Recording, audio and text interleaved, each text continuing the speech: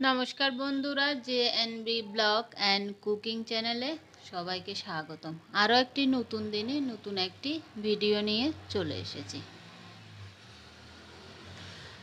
আশা করি যে যেখানে আছো ভালো এবং সুস্থই আছো। আমিও খুব ভালোই আছি।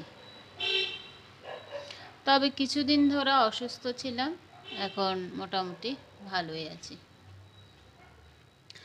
আজকে দারুণ একটি লোটে মাছের রেসিপি নিয়ে চলে এসেছি। এভাবে যদি লোটে মাছ রান্না করা হয় তাহলে লোটে মাছ এক পিসও লোটে মাছ ভেঙে যাবে না। অনেকে লোটে মাছ রান্না করে একদম ভেঙে যায়, কিন্তু আমি যেভাবে রান্না করি ওইভাবে লোটে মাছ কখনো ভাঙে না। তাই ভাবলাম আপনাদের সাথে শেয়ার করি। এভাবে আপনারা রান্না করে খেয়ে দেখবেন, খেতেও ভালো লাগবে। চলুন দেরি না করে রেসিপিটি শুরু করা যাক। এখানে আমি লোটে মাছ নিয়ে নিয়েছি, আর লোটে মাছটা আমি বেগুন দিয়ে রান্না করব। লোটে মাছের পিসগুলো আমি ছোট ছোট করে কেটে এনেছি।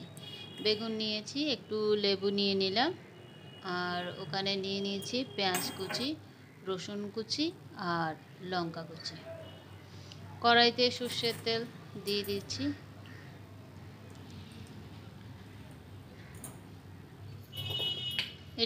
এই মাছটা সর্ষের তেলেই রান্না করলে একটু ভালো লাগে, তবে সয়াবিন তেল বা অন্য কোনো তেল দিয়েও রান্না করা যায়, কোনো অসুবিধা নেই। তেলটা গরম হওয়ার পরে আমি গোটা জিরে, পেঁয়াজ কুচি দিয়ে দিয়েছি। এই মাছটা রান্না করতে গেলে পেঁয়াজটা একটু বেশি দিতে হবে, আর রসুনটা তো দিতেই হবে। রসুন একটু না দিলে এই সামুদ্রিক মাছগুলো খেতে ভালো লাগে না। পেঁয়াজটা ভেজে নিচ্ছি।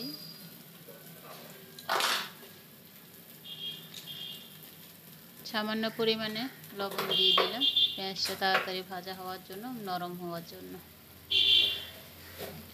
বিয়ের আগে লোটে মাছ একদম খেতাম না, কিন্তু বিয়ের পরে মাঝে মধ্যে খাওয়া হয়, যেহেতু আমার হাজব্যান্ড একটু পছন্দ করে লোটে মাছটা, তাই তার জন্য আনা হলে 2-1 পিস খাওয়া হয়। পেঁয়াজটা ভাজা প্রায় হয়ে এসেছে, এখন কেটে রাখা বেগুনটা আমি দিয়ে দেব।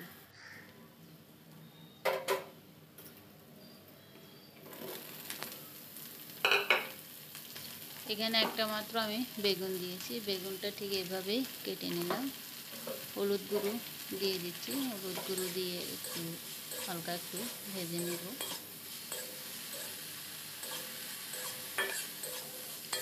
এই মাছটা বেগুন আর যদি টমেটো দিয়ে রান্না করা হয় তাহলে খেতে ভালো লাগে। আলু দিয়েও ভালো লাগে, কিন্তু আলু থেকে বেগুন টমেটো দিয়ে রান্না করলে খেতে ভালো লাগে।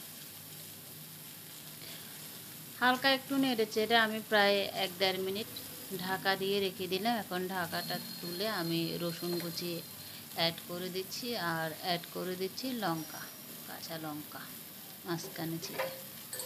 রসুনটা আগে দিলে তেমন ভালো লাগতো না, রসুনটা আমি এখনই দিচ্ছি। এতে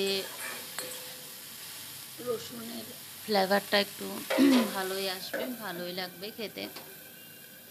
আবার ঢাকা দিয়ে রেখে দিলাম, আর এদিকে আমি মাছটা মেখে নিচ্ছি, লোটে মাছটা। এখানে আমি এখন গ্রেট করে আদা দিয়ে দিচ্ছি। এর আগে দিয়ে দিয়েছি লঙ্কা গুঁড়ো, হলুদ গুঁড়ো, রসুন কুচি ওখানে দিয়েছি অল্প করে, এখানে একটু অল্প করে রসুন কুচি দিয়ে দিয়েছি।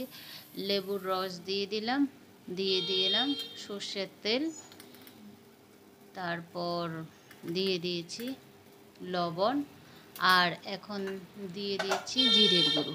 জিরের গুঁড়োটা এইমাত্র ভেজে আমি গুঁড়ো করলাম। এখন মাছগুলো মেখে নিচ্ছি। এই মাছটা মাখার সময় অবশ্যই একটু লেবুর রস দেওয়ার চেষ্টা করবেন।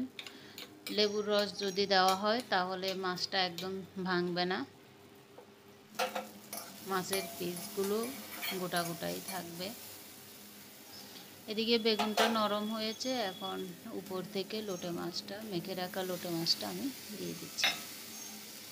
এটা আমি এখন চামচ দিয়ে নাড়াচাড়া করব না, এটা কড়াইয়ের দুপাশটা ধরে আমি উল্টে পাল্টে 1.5 থেকে 2 মিনিট হালকা একটু ভেজে নিব।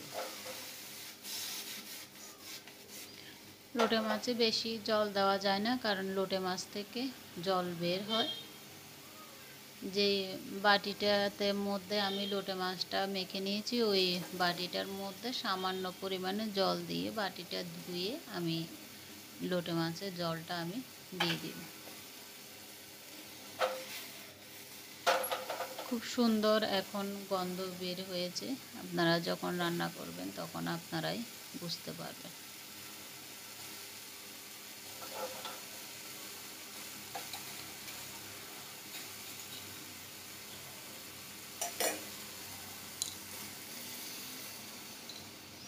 আমি আর কোনো লবণ দিব না, লবণ আমি পেঁয়াজ ভাজার সময় সামান্য পরিমাণে দিয়ে দিলাম, আর লোটে মাছ লোটে মাছ মাখার সময় তখন আমি একবারেই দিয়ে দিয়েছি। এখন আমি হালকাভাবে একটু নেড়ে দিচ্ছি। এটা আমি ফাস্ট করে দিয়েছি ভিডিওটা, তাই মনে হচ্ছে আমি খুব জোরে নাড়াচাড়া করছি, কিন্তু না, আমি আলতো হাতে হালকা একটু নেড়ে দিলাম। 3 থেকে 4 মিনিট অপেক্ষা করলাম। 4 মিনিট পর আমার রান্নাটা কমপ্লিট। এই ধরনের সামুদ্রিক মাছগুলো রান্না করলে অবশ্যই ধনেপাতা দেওয়া উচিত। আপনাদেরকেও তো বলি, আমি ধনেপাতা আনলে আমার থাকে না, কিন্তু আজকে লোটে মাছটা আনার সময় আমার ধনেপাতা আনার কথা একদম মনেই ছিল না, তাই ধনেপাতাটা দিতে পারলাম না। আপনারা রান্না করার সময় অবশ্যই ধনেপাতাটা দিয়ে রান্না করবেন। অসাধারণ একটি রেসিপি, আপনারা অবশ্যই বাড়িতে একবার ট্রাই করে দেখবেন, খেতে দারুণ লাগবে।